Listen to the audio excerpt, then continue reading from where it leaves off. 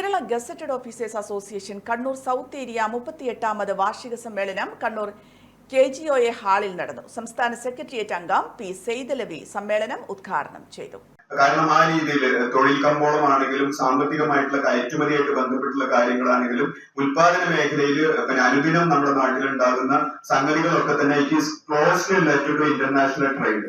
അപ്പൊ അതുകൊണ്ട് അന്താരാഷ്ട്ര തലത്തിൽ സാമ്പത്തിക രംഗത്ത് കൊണ്ടിരുന്ന മാറ്റങ്ങളൊക്കെ തന്നെ നമ്മളെ ബാധിക്കും. അതുകൊണ്ട് തന്നെ നമ്മൾ ലോകത്ത് പൊതുവെ കാണുന്നത് ഈ കഴിഞ്ഞ കോവിഡിന് ശേഷം വലിയ രീതിയിലുള്ള ഒരു മാന്ദ്യം ആഗോള സമ്പദ് വ്യവസ്ഥയുണ്ട്. അതിൽ നിന്ന് കരകയറി വരിക എന്നത് വളരെ സ്ലോ ആയിട്ടാണ് സംഭവിച്ചുകൊണ്ടിരിക്കുന്നത്.